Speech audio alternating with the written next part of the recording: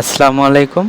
এখন আমি sell injury আলোচনা করব রবিন্স থেকে। তো এর আগে আমি অ্যাডাপ্টেশন আলোচনা করেছি। তো প্রথমে আসে হচ্ছে এটা একটা সেল, তাই না? তো আমি বলেছি যে একটা স্টিমুলাস যদি একটা সেলে আসে তাহলে ওই সেলটা অ্যাডাপ্টেশন ইউজুয়ালি করে। স্টিমুলাসটা প্যাথোলজিক্যাল হোক, ফিজিওলজিক্যাল হোক, হরমোনাল হোক, সেলটা ইউজুয়ালি অ্যাডাপ্টেশন করে। তো কথা হচ্ছে এই স্টিমুলাসটা একটা লিমিটের মধ্যে থাকলেই শুধুমাত্র এই সেলটা অ্যাডাপ্টেশন করে। যখন স্টিমুলাসটা অনেক বেশি চলে আসে বা বেশি সময় ধরে আসে তখন এই সেলটা আর অ্যাডাপ্ট করতে পারে না, আলটিমেটলি সেলুলার ইনজুরি হয়। শুধু এই স্টিমুলাস না, এই সেলে যদি কোনো ভাইরাল বা ব্যাকটেরিয়াল ইনফেকশন হয় বা ইনফেকশন যে এজেন্ট, ইনফেকশাস এজেন্ট যদি ইনফেকশন তৈরি করে তাহলে ওইটা অ্যাডাপ্ট করতে করতে একসময় ইনজুরি করে ফেলে। অথবা এই সেলের যদি নিউট্রিশনটা কমে যায়, অথবা এই সেলটার যদি যে জিন থাকে, জিনে যদি মিউটেশন হয়ে যায় তাহলে এই সেলটা একসময় অ্যাডাপ্ট করতে করতে ইউজুয়ালি ইনজুরির দিকে চলে যায়। তো সেলুলার ইনজুরির একটা ডেফিনেশন আছে, তো ডেফিনেশনটাই চলে যায় রবিন্স থেকে। সেটা হচ্ছে সেলুলার ইনজুরি কাকে বলে। তো if the limit of adaptive responses are exceed, or if the cell are exposed to injurious stimuli or stress, deprived of essential nutrients, or become compromised by mutations that affect essential cellular components, then a sequence of events follows. It's known as sell injury. তো sell ইনজুরির অনেকগুলো cause আছে, তো চলে আসে হচ্ছে cause of sell injury. তো sell ইনজুরির প্রথম কজটাই হচ্ছে অক্সিজেন ডিপ্রাইভেশন, মানে অক্সিজেন কমে যাওয়া। এখন একটা সেলে অক্সিজেন দুইভাবে কমতে পারে, ঠিক আছে? একটা হচ্ছে ওই সেলে, ধরলাম এটা হচ্ছে একটা সেলে যে ব্লাড সাপ্লাই, ওই ব্লাড সাপ্লাই আসতেছে না, তাইলে ব্লাড যদি না আসে তাহলে তো অক্সিজেন সাপ্লাই আসবে না, ওটাকে বলা হয় ইস্কেমিয়া। তার মানে একটা সেলে যদি ইস্কেমিয়া হয় তাহলেও তার অক্সিজেন সাপ্লাই কমে যাইতে পারে। অপরদিকে একটা সেলে ব্লাড সাপ্লাই ঠিকই আসতেছে, বাট ওই ব্লাডে যে অক্সিজেন ক্যারিং ক্যাপাসিটি, ওই অক্সিজেন ক্যারি ঠিক মতো হচ্ছে না, কমে যাচ্ছে, এটাকে বলা হয় হাইপোক্সিয়া। তো হাইপোক্সিয়ার জন্য অক্সিজেন ডিপ্লেশন হতে পারে। তো এখন আসি ইস্কেমিয়ার কজ কি। তো ইস্কেমিয়ার কজ হচ্ছে, দেখতেই পাচ্ছে যে আর্টারি ব্লক, তাই না? তো আর্টারিয়ার ব্লক অথবা ভেনাস ড্রেনেজ যদি ব্লক হয়ে যায় তাহলে ইস্কেমিয়া হতে পারে। এছাড়াও বডির যদি হিমোরেজ হয়, অনেক পরিমাণে ব্লাড লস হয়ে যায় তাহলে ইস্কেমিয়া হতে পারে। এবার আসি হাইপোক্সিয়ার কজ কি। হাইপোক্সিয়ার কজ হচ্ছে কার্ডিও রেসপিরেটরি ফেইলারের জন্য হতে পারে, যেমন হচ্ছে আমাদের লাংস ঠিক মতো অক্সিজেনেশন করতে পারতেছে না ব্লাডে, অথবা আমাদের ব্লাডের অক্সিজেন ক্যারিং ক্যাপাসিটিটাই কমে যাচ্ছে, যেমন অ্যানিমিয়ার জন্য কমে যায় অথবা কার্বন মনোক্সাইড পয়জনিংয়ের জন্য কমে যায়। তো আলটিমেটলি এইসব ক্ষেত্রে আমাদের অক্সিজেন ডিপ্লেশন হতে পারে। সেকেন্ড কজ হচ্ছে ফিজিক্যাল এজেন্ট। তোমাদের ফিজিক্যাল এজেন্ট কি কি আছে? ফিজিক্যাল এজেন্টস হচ্ছে ট্রমার জন্য হতে পারে, এছাড়াও রেডিয়েশনের জন্য হতে পারে, হিটের জন্য হতে পারে, ঠিক আছে, অ্যাটমসফেরিক প্রেশারের জন্য হতে পারে, অনেক এরকম আছে। তো কথা হচ্ছে আমাদের হিট যদি বাড়ে তাহলেও ইনজুরি হয়, কমে তাহলেও ইনজুরি হয়, ঠিক আছে? হিট যদি বাড়ে তাহলে বার্ন হয়, বার্নে তো ইনজুরি হবে। কোল্ড যদি হয় তাহলে কোল্ডেও তো ইনজুরি হয়। তো এবার আসে হচ্ছে কেমিক্যাল এজেন্ট। তো কেমিক্যাল এজেন্ট, অনেক কেমিক্যাল এজেন্ট আছে সেল ইনজুরি। তো আমাদের যদি অক্সিজেন, তারপর হচ্ছে গ্লুকোজ, দেন সল্ট, এইগুলো যদি অনেক পরিমাণে বেড়ে যায় তাহলেও কিন্তু আমাদের সেল ইনজুরি হয়। এছাড়াও কিছু টক্সিক আছে যেমন আর্সেনিক, তাছাড়া মার্কিউরিক, কার্বন মনোক্সাইড, সব কিন্তু যদি আমাদের একটুখানি বাড়ে তাহলে সেল ইনজুরি করে থাকে। এছাড়াও কিছু এনভায়রনমেন্টাল পলিউটস আছে যেমন হচ্ছে অ্যাসবেস্টস, এয়ার পলিউটেন্টস, সবগুলোই কিন্তু আমাদের সেল ইনজুরি করে থাকে। ডাস্টও সেল ইনজুরি করে। তো অনেকগুলো আছে, আমি আর সব বলতেছি না, এগুলো আমরা জানি। নেক্সট হচ্ছে ইনফেকশিয়াস এজেন্ট। তো ইনফেকশিয়াস এজেন্টের মধ্যে কি কি আছে আমরা জানি, ভাইরাস, ব্যাকটেরিয়া, প্রোটোজোয়া, ফাঙ্গাস, অনেকগুলো আছে, ঠিক আছে, আর বললাম না, আমরা সবই জানি। তো 5 নম্বরে আসে ইমিউনোলজিক্যাল রিয়াকশন। তো ইমিউনোলজিক্যাল রিয়াকশনের জন্য আমাদের সেল ইনজুরি হতে পারে, যেমন auto immune disease. Auto immune ডিজিজেও কিন্তু আমাদের সেল ইনজুরি হয়।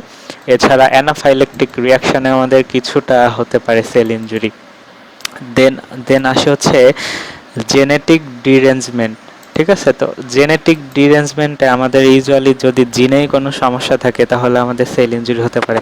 আচ্ছা, জিন আমাদের প্রোটিন কোড করে, তাই না? তো ওরা কিছু ইসেনশিয়াল প্রোটিন কোড করতে পারতেছে না, তাইলে তো আমাদের সেলের নর্মাল ফাংশনটা লস হবে, তখন আমাদের সেল ইনজুরি হবে।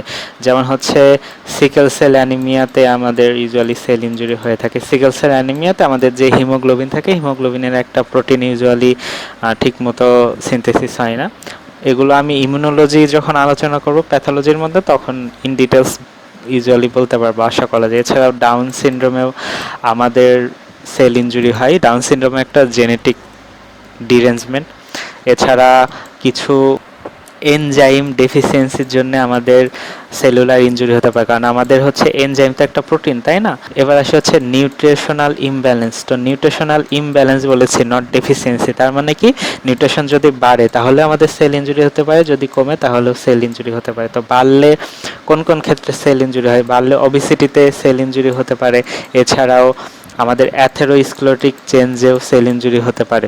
নিউট্রিশন বাড়লেই তো অ্যাথেরোস্ক্লেরোটিক চেঞ্জ হয়, তাই না? এছাড়াও আমাদের বেশি নিউট্রিশনের জন্য আমাদের ডায়াবেটিস মেলাইটাস, যেটা ওটার জন্য সেল ইনজুরি হয়, তো ওটা পরের কথা।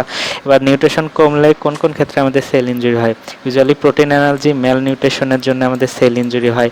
এছাড়া আমাদের যদি ভিটামিন ডেফিসিয়েন্সি হয় তাহলেও আমাদের সেল ইনজুরি হয়। তাছাড়া আরেকটা কন্ডিশন আছে, স্টারভেশন।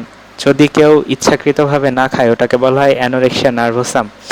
সেলফ স্টারভেশন, আসলে অ্যানোরেক্সিয়া নার্ভোসামে আমাদের সেল ইনজুরি হয়। এছাড়াও আরও একটা এডিশনাল পয়েন্ট, এটা হচ্ছে রবিনসের 10th এডিশনে আছে, সেটা হচ্ছে এজিং।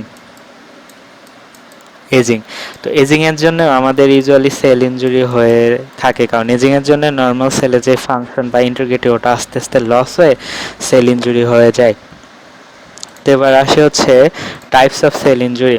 তো সেল ইনজুরির টাইপসটা ইউজুয়ালি দুই ভাগে ভাগ করা হয়। একটা হচ্ছে অ্যাকর্ডিং টু সিভিয়ারিটি, আর একটা হচ্ছে মরফোলজিক্যাল চেঞ্জ। তো সিভিয়ারিটির ভিত্তিতে সেল ইনজুরি দুই ভাবে ভাগ করা যায়। একটা হচ্ছে রিভার্সেবল সেল ইনজুরি, আর একটা হচ্ছে ইরিভার্সেবল সেল ইনজুরি। তো রিভার্সেবল সেল ইনজুরিটা ইউজুয়ালি মাইল্ড সেল ইনজুরি, আর ইরিভার্সেবল ইনজুরিটা ইউজুয়ালি সিভিয়ার সেল ইনজুরি। যেহেতু আমি আলোচনা করতেছি অ্যাকর্ডিং টু সিভিয়ারিটি, তো যেটা হচ্ছে রিভার্সেবল এটা মাইল্ড, আর যেটা ইরিভার্সেবল ওটা হচ্ছে সিভিয়ার। এবার অ্যাকর্ডিং টু মরফোলজি, মরফোলজি মানে আমরা খালি চোখে যেটা দেখতে পাই, তাই না? তো মরফোলজির ভিত্তিতেও সেলকে ইউজুয়ালি মেজরলি দুই ভাগে ভাগ করা হয় সেল ইনজুরিকে। একটা হচ্ছে রিভার্সেবল সেল ইনজুরি, একটা হচ্ছে ইরিভার্সেবল সেল ইনজুরি। তো রিভার্সেবল সেল ইনজুরির মধ্যে মরফোলজিক্যালি ওটা আবার দুইটা, ঠিক আছে? একটা হচ্ছে সেল সয়েলিং, যেটা আমরা খালি চোখে দেখতে পাচ্ছি, আর একটা হচ্ছে ফ্যাটি চেঞ্জ। তো রিভার্সেবল চেঞ্জের মধ্যে আমরা দেখতে পাচ্ছি দুইটা, একটা হচ্ছে সেল সয়েলিং, একটা হচ্ছে ফ্যাটি চেঞ্জ। এবং ইরিভার্সেবল ইনজুরির মধ্যে আবার দুইটা আছে, একটা হচ্ছে নেক্রোসিস, একটা অ্যাপোপ্টোসিস। তো একটা হচ্ছে নেক্রোসিস আর একটা হচ্ছে অ্যাপোপ্টোসিস। তো এবার আসে সেল সয়েলিংটা ইউজুয়ালি কেন হয়। সেল সোয়েলিংটা ইউজুয়ালি মেনলি হয় আমাদের যদি এটিপি ডিপ্লেশন হয়ে যায়। সেলে যদি এটিপি ডিপ্লেশন হয়ে যায় তাহলে সেল সোয়েলিংটা হয়ে থাকে। তো এটিপি ডিপ্লেশনের অনেক কারণ আছে। দেখা যাচ্ছে আমাদের সেলে যদি অক্সিজেন সাপ্লাইটাই কমে যায় তাহলে তো আমাদের যে মাইটোকন্ড্রিয়ার অক্সিডেটিভ ফসফোরাইলেশন করতে পারে না, আলটিমেটলি এটিপি প্রডিউস হয় না। আলটিমেটলি আমাদের দেখা যাচ্ছে অক্সিজেন যদি না থাকে তাহলেই কিন্তু আমাদের এটিপি আর প্রডিউস হচ্ছে না। তো এটিপি যদি আমাদের কমে যায় তাহলে সেল সোয়েলিং হয়। কেন? কারণ আমাদের এই হচ্ছে একটা সেলের যেই সেল মেমব্রেন, এখানে সোডিয়াম পটাশিয়াম পাম্প থাকে, তাই না? সোডিয়াম পটাশিয়াম পাম্প যেটা হচ্ছে আমাদের এটিপি দ্বারা হয়ে থাকে, ঠিক আছে? তো এটিপি যদি না থাকে সোডিয়াম পটাশিয়াম পাম্পও ঠিকমতো কাজ করবে না। তার মানে আমাদের সেলের মধ্যে সোডিয়াম অনেক বেড়ে যাবে। তো সোডিয়ামের একটা কাজ হচ্ছে এরা ওয়াটারকে ধরে রাখে, তো ওয়াটারও বেড়ে যাবে সেলের মধ্যে। তো সোডিয়াম এর কারণে ওয়াটারও বেড়ে যাচ্ছে, আলটিমেটলি সেলটাও সোয়েলিং হয়ে যাবে, তাই না? তো এটা হচ্ছে সেল সোয়েলিং এর একমাত্র কারণ। তো সেল যখন একটা সোয়েলিং হয়ে যায়, ইউজুয়ালি সেল যখন সোয়েলিং হয় আমরা কিন্তু এটা মরফোলজিক্যালি দেখতে পাই না, যদিও এটা মরফোলজিক্যাল, বাট আমরা সেলের ক্ষেত্রে কিন্তু সোয়েলিংটা দেখতে পাই না। ওটা আমরা মরফোলজিক্যালি দেখতে পারি যখন ওই অর্গানটা পুরোটা দেখি, তখন আমরা সেল সোয়েলিং বুঝি, কারণ অনেকগুলো সেল মিলে একটা অর্গান তৈরি হয়েছে। তো যখন অনেকগুলো সেলের সোয়েলিং হয়ে যাবে তখন ওই অর্গানটার ওয়েট অনেক বেড়ে যাবে, অর্গানটা ইউজুয়ালি প্যালোর হয়ে যাবে, টার্গোর হয়ে যাবে, কিছু চেঞ্জ হয়ে যায়। তো সব কিছু মিলে অর্গানটা দেখলেই বোঝা যায় যে অর্গানটা সোয়েলিং হয়ে গিয়েছে। অর্গানটা আসলে এই সেল সোয়েলিংয়ের জন্যই হয়। এই ক্ষেত্রে এটা মরফোলজিক্যালি ফেলা হয়েছে। দেন আসে হচ্ছে ফ্যাটি চেঞ্জ। ফ্যাটি চেঞ্জটা ইউজুয়ালি আমাদের রিভার্সেবল সেল ইঞ্জুরির মধ্যে পড়ে মরফোলজিক্যালি। তো ফ্যাটি চেঞ্জ আসলে কোথায় হয়? ফ্যাটি চেঞ্জ হয় যেই সব অর্গান ফ্যাট মেটাবলিজমের সাথে সম্পর্কিত, তাই না? তো আমাদের লিভার এবং যেই কার্ডিয়াক মাসেল এইগুলো মেনলি ফ্যাট মেটাবলিজম করে থাকে তাদের এনার্জি প্রডিউস করার জন্য। তো আমাদের এই লিভার এবং কার্ডিয়াক মাসেলে ইউজুয়ালি এই ফ্যাটি চেঞ্জটা দেখা যায়। তো ফ্যাটি চেঞ্জে কিছু ভ্যাকিউল দেখা যায় সেলে। এই ভ্যাকিউলের মধ্যে ইউজুয়ালি কিছু ফ্যাট থাকে, মেনলি ট্রাইগ্লিসারাইড থাকে। তো আলটিমেটলি ওটা খালি চোখে আমরা ফ্যাটি চেঞ্জটা দেখতে পারি। এবার সে ইরিভার্সিবল ইনজুরি। তো ইরিভার্সিবল ইনজুরি হচ্ছে নেক্রোসিসটা কি অ্যাপোপ্টোসিস কি, আমি ইন ডিটেলস আলোচনা করব সব কিছুই, বাট আমি এখন ইউজুয়ালি সুপারফিশিয়ালি একটা ধারণা দিচ্ছি। তো নেক্রোসিস জিনিসটার একটা ইরিভার্সিবল চেঞ্জ, অ্যাপোপ্টোসিসও একটা ইরিভার্সিবল চেঞ্জ, ঠিক আছে? তো অ্যাপোপ্টোসিসটা হচ্ছে ফিজিওলজিক্যাল আর নেক্রোসিস হচ্ছে প্যাথোলজিক্যাল। তো নেক্রোসিসটা হচ্ছে সব থেকে খারাপ বলা যায়। তো নেক্রোসিসটা ইউজুয়ালি আমাদের অ্যাক্সিডেন্টাল সেল ডেথ বলা হয়, অ্যাক্সিডেন্টাল, ঠিক আছে? তো এই ক্ষেত্রে কি হয়, আমাদের অ্যাক্সিডেন্টালি কোনো সেল ডেথ হয়ে থাকে। তো নেক্রোসিসে আমাদের হচ্ছে কোনো জেনেটিক সিগন্যাল বা কোনো প্যাটার্নস মেনে চলে না। এইখানে অ্যাক্সিডেন্টালি একটা সেল ইউজুয়ালি ড্যামেজ হয়ে গেল বা ইনজুরি হয়ে গেল, এটা হচ্ছে নেক্রোসিস। তো নেক্রোসিস থেকে কখনো আগের অবস্থায় আসতে পারে না। তো একটা সেল, এটা হচ্ছে নর্মাল সেল, এই সেলের যে মেমব্রেনটা, এই মেমব্রেনে ডিসরাপ্টেড হয়ে যায়, ঠিক আছে? ডিসরাপ্টেড হয়ে যায়। এটা হয়ে গেলে আর আগের অবস্থায় কখনোই আসতে পারে না, এটা হচ্ছে নেক্রোসিস। তো নেক্রোসিস কিন্তু কোনো পাথ হয়ে মেনে চলে না, নো পাথ হয়ে, কোনো পাথ হয়ে মেনে চলে না, এটা অ্যাক্সিডেন্টাল বলা হয়, অ্যাক্সিডেন্টাল সেল ডেথ, ঠিক আছে?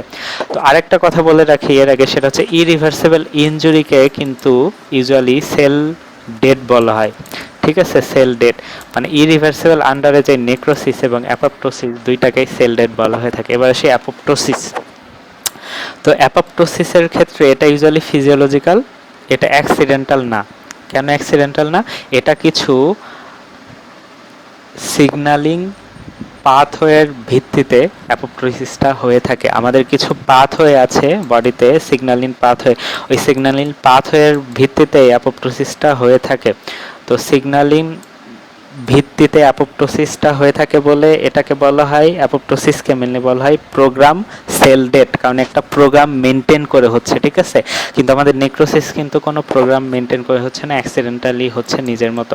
তো অ্যাপোপ্টোসিসে আমাদের এই সেলটার যেই সেল মেমব্রেন এটা ইনট্যাক্ট থাকে, এখানে কোনো চেঞ্জ হয় না। এগুলো আমি বিস্তর পরে আলোচনা করব, আমি সুপারফিশিয়ালি আর কি বলতেছি। তো এই অ্যাপোপ্টোসিসটাকে বলা হয় প্রোগ্রাম সেল ডেথ, তাই না?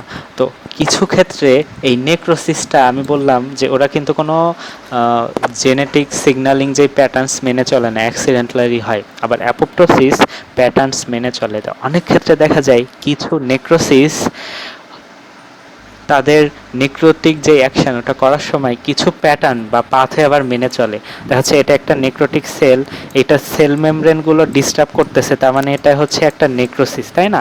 বাট ওরা কিছু প্যাটার্নস আবার মেনে চলছে অ্যাপোপ্টোসিসের মতো, ওটাকে বলা হয় নেক্রোপ্টোসিস, ওটাকে বলা হয় নেক্রোপ্টোসিস, ঠিক আছে? তো এই নেক্রোপ্টোসিসটা আমি পরে আলোচনা করব। তো এখানে একটা গ্রাফ দেখতে পাচ্ছি। তো গ্রাফে দেখা যাচ্ছে প্রথমে হচ্ছে রিভার্সিবল সেল ইনজুরি হয়, তারপর ইরিভার্সিবল সেল ইনজুরি। তো এখানে ইন্টারেস্টিং ম্যাটার হচ্ছে যখন রিভার্সিবল সেল ইনজুরি শুরু হয় তখনই কিন্তু সেলের ফাংশনটা লস হয়ে যায়। তো রিভার্সিবল সেল ইনজুরির সময় সেলের ফাংশনটা লস হয়ে যায়। তো যখন এই রিভার্সিবল সেল ইনজুরিটা অনেকক্ষণ ধরে থাকে, যে ডিউরেশন অফ ইনজুরি মানে হচ্ছে এই রিভার্সিবল সেল ইনজুরির ডিউরেশনটা অনেক বেশি সময় ধরে আছে, তো তখন কি হয়, এই সেলটার ফাংশনটা লস হয়, দেন সেলটা আসলে সেল ডেথের দিকে চলে যায়, মানে ইরিভার্সিবল সেল ইনজুরি হয়ে সেলটা ডেথের দিকে চলে যায়। তো প্রথমেই সেলে যেই চেঞ্জটা হয় সেটা হচ্ছে বায়োকেমিক্যাল অল্টারেশন, বায়োকেমিক্যাল অল্টারেশন হয়। তো বায়োকেমিক্যাল অল্টারেশন হওয়ার পরে সেলটার তখনও কিন্তু আমরা বুঝতে পারি না যে সেলটা আসলে ডেথ হয়েছে কি না, কারণ বায়োকেমিক্যাল অল্টারেশন কিন্তু আমরা খালি চোখে দেখতে পাই না। দেন তারপরে অ্যাপিয়ার করে হচ্ছে আলট্রা স্ট্রাকচারাল চেঞ্জ, মানে হচ্ছে আমরা ইলেকট্রন মাইক্রোস্কোপে যেই চেঞ্জগুলো দেখতে পারি সেটা আসে। তারপরে আস্তে আস্তে লাইট মাইক্রোস্কোপিক চেঞ্জটা আসে, মানে আমরা দেন ওই ইরিভার্সিবল ইনজুরির চেঞ্জটা আমরা মাইক্রোস্কোপে, মেনলি লাইট মাইক্রোস্কোপে দেখতে পারি। এবং সর্বশেষ গ্রস মরফোলজিক্যাল চেঞ্জটা অ্যাপিয়ার্স করে, মানে আমরা দেখতে পাচ্ছি যে তার অনেক চেঞ্জ হওয়ার পরে শেষমেশ আমরা খালি চোখে দেখতে পাচ্ছি অনেক সময় পরে আসলে। তো এবার আসি হচ্ছে প্যাটার্নস অফ সেল ডেথ। আমি এটা আগে আলোচনা করেছি, সেটা হচ্ছে ইরিভার্সিবল যে ইনজুরি, এই ইরিভার্সিবল সেল ইনজুরি হচ্ছে প্যাটার্নস অফ সেল ডেথ। তো ইরিভার্সিবল সেল ইনজুরিতে দুই ধরনের ডেথ হতে পারে, একটা হচ্ছে নেক্রোসিস, একটা হচ্ছে অ্যাপোপ্টোসিস। আমি আগে আলোচনা করলাম। তো অ্যাপোপ্টোসিসকে বলা হয় প্রোগ্রাম সেল ডেথ, ঠিক আছে, আর নেক্রোসিসকে বলা হয় অ্যাক্সিডেন্টাল সেল ডেথ। তো এই দুইটাই হচ্ছে প্যাটার্নস অফ সেল ডেথ। এবার আসি নেক্সট কোশ্চেন, সেটা হচ্ছে কজ অফ সেল সোয়েলিং। এটাও আমি ইতিমধ্যে আলোচনাই করেছি। তো কজ অফ সেল সোয়েলিং, তো এটা হচ্ছে একটা সেল, তাই না? এই সেলের সারফেসে ইউজুয়ালি সোডিয়াম পটাশিয়াম পাম্প থাকে। তো এই সোডিয়াম পটাশিয়াম পাম্পটা এটিপি দিয়ে ইউজুয়ালি জেনারেট হয়ে থাকে। তো দেখা যাচ্ছে একটা সেলে এটিপি ডিপ্লেশন কখন হয়? যখন ওই সেলে অক্সিজেন সাপ্লাইটা কমে যায়, যখন গ্লুকোজ সাপ্লাই কমে যায়, অথবা কোনো টক্সিনের মাধ্যমে কোনো ইনজুরি হয়, তখন দেখা যাচ্ছে ওই মাইটোকন্ড্রিয়াটা আর এটিপি প্রডিউস করতে পারতেছে না, তখন এটিপি আর প্রডিউস হচ্ছে না। অপরদিকে এই সোডিয়াম পটাশিয়াম পাম্প কিন্তু পুরোটা এটিপির উপর ডিপেন্ডেন্ট। এই সোডিয়াম পটাশিয়াম এটিপি এনজাইমটা কিন্তু এই সোডিয়াম পটাশিয়াম পাম্পকে স্টিমুলেট করে বা রেগুলেট করে। এখন দেখা যাচ্ছে এটিপি নাই, তাহলে সোডিয়াম পটাশিয়াম পাম্পটাও বন্ধ হয়ে যাবে। আলটিমেটলি বাইরে থেকে ভিতরে অনেক সোডিয়াম ঢুকবে এবং ভিতর থেকে বাইরে পটাশিয়াম চলে যাবে। তো সোডিয়ামের সাথে পানিও, ওয়াটারও ভিতরে অনেক ঢুকে যাবে, ঠিক আছে। তো দেখতে পাচ্ছি এখানে এই এনার্জি ডিপেন্ডেন্ট সোডিয়াম পটাশিয়াম পাম্পের ডিসরাপশনের জন্য এই আয়নিক কনসেন্ট্রেশন এবং যেই ফ্লুইড কনসেন্ট্রেশনের যেই হোমিওস্টেসিস ওইটার মেনটেন হচ্ছে না, ডিসরাপশন হয়ে যাচ্ছে। আলটিমেটলি ভিতরে এত পরিমাণ পানি ঢুকবে যে সেলটা আস্তে আস্তে সোয়েলিং হয়ে যাবে। শুধু সেল না, সেলের মধ্যে যত অর্গানালিস আছে সবও সেল সোয়েলিং হবে। তো এটা হচ্ছে সেল সোয়েলিং। তো এবার আসি হচ্ছে নেক্সট টপিক, সেটা হচ্ছে সেল রেসপন্স টু ইনজুরিস। কথা হচ্ছে একটা সেলে যদি ইনজুরি হয় তাহলে কি কি রেসপন্স হতে পারে। তার আগে জেনে নিই একটা ইনজুরির মেন টার্গেট কি। এটা হচ্ছে একটা ইনজুরি, ঠিক আছে, ধরলাম এটা একটা ইনজুরিয়াস স্টিমুলাই, এটার মেন টার্গেট কি? তো এটা হচ্ছে একটা সেল, তাই না? তো একটা ইনজুরিয়াস স্টিমুলাইয়ের মেন টার্গেট হচ্ছে চারটা। তো এরা কি করে? এরা প্রথমে সেল মেমব্রেনকে ডিসরাপ্ট করে। প্রথমে এদের প্রথম টার্গেট হচ্ছে সেল মেমব্রেন, এটা সেল মেমব্রেনকে ডিস্টার্ব করে। পরবর্তী টার্গেট হচ্ছে মাইটোকন্ড্রিয়া, এরা হচ্ছে মাইটোকন্ড্রিয়ার উপরে কাজ করে। পরবর্তী টার্গেট হচ্ছে রাইবোজোম, ঠিক আছে, প্রোটিন সিনথেসিস মেশিনারি তো আমাদের রাইবোজোম, তাই না? এটা হচ্ছে এন্ডোপ্লাজমিক রেটিকুলামের সারফেসে থাকে। তো এই রাইবোজোম বা প্রোটিন সিনথেসিসের যে মেশিনারি, ওইটা হচ্ছে ওদের 3 নাম্বার টার্গেট। এবং পরবর্তী টার্গেট হচ্ছে নিউক্লিয়াস বা ডিএনএ। এই ডিএনএ হচ্ছে এদের মেন টার্গেট। তো দেখতে পাচ্ছি একটা ইনজুরির টার্গেট হচ্ছে cell membrane, mitochondria, protein synthesis machinery এবং ডিএনএ বা নিউক্লিক অ্যাসিড বা নিউক্লিয়াস যেটাই বলি। তো একটা সেল রেসপন্স টু ইনজুরি, দেখা যাচ্ছে এই ইনজুরিটা এই সেলের উপরে যদি প্রথমে আসে, মানে ইনজুরিস তো না, দেখা যাচ্ছে ইনজুরিয়াস স্টিমুলাই একটা সেলের উপরে যখন আসে তখন ওই সেলে কি কি চেঞ্জ হয়। তো এটা হচ্ছে একটা সেল, তাই না? এই সেলে একটা ইনজুরিয়াস স্টিমুলাই আসলো, তাইলে সেলে কি কি চেঞ্জ হবে? প্রথমে এই সেলটা এখান থেকে ইনজুরিয়াস স্টিমুলাইয়ের প্রতি অ্যাডাপ্টেশন হওয়ার চেষ্টা করবে। তার মানে কি? সেলটা প্রথমে অ্যাডাপ্টেশন হওয়ার চেষ্টা করবে। তো অ্যাডাপ্টেশনের মধ্যে কি কি আছে আমরা জানি, সেটা হচ্ছে হাইপারট্রফি, হাইপারপ্লাসিয়া, অ্যাট্রফি, মেটাপ্লাসিয়া, এইগুলো করে সে অ্যাডাপ্টেশন হওয়ার চেষ্টা করবে। তো প্রথমে সেটাও হচ্ছে না, অ্যাডাপ্ট সে করতে পারতেছে না, তখন সে কি করবে? রিভার্সেবল ইনজুরি করবে, ঠিক আছে, রিভার্সেবল নট ইরিভার্সেবল। আগে রিভার্সেবল ইনজুরি করবে। রিভার্সেবল মানে সে ওই স্টিমুলাসটা চলে গেলে আস্তে আস্তে আগের অবস্থায় ফিরে আসতে পারবে। তো পরে সে কি করবে, রিভার্সেবল ইনজুরি করবে। ঠিক আছে, রিভার্সেবল ইনজুরি আমরা জানি সেল সোয়েলিং, ফ্যাটি চেঞ্জ। তো রিভার্সেবল ইনজুরিও করেও যদি সে স্টিমুলাসটাকে রিডিউস না করতে পারে, দেখা যাচ্ছে স্টিমুলাস আরও আসতেছে, তখন কি হবে, আলটিমেটলি ইরিভার্সেবল সেল ইনজুরি হয়ে যাবে। ইরিভার্সেবল সেল ইনজুরির মধ্যে আমরা জানি হচ্ছে নেক্রোসিস অ্যান্ড অ্যাপোপ্টোসিস, তাই না? তো দেখা যাচ্ছে ইরিভার্সেবল সেল ইনজুরি হওয়ার পরেও ওই স্টিমুলাসটা তারপরও পারসিস করতেছে, মানে আসতেছে, তখন কি হবে, তখন হবে সাবসেলুলার রেসপন্স বা সাবসেলুলার অল্টারেশন। ঠিক আছে, তখন হয়ে যাবে সাবসেলুলার অল্টারেশন। আলটিমেটলি সাবসেলুলার অল্টারেশন হলেও যদি স্টিমুলাসটা না যায়, তারপরেও স্টিমুলাসটা আসতেছে, তখন কি হবে, তখন হবে ইন্ট্রাসেলুলার অ্যাকুমুলেশন।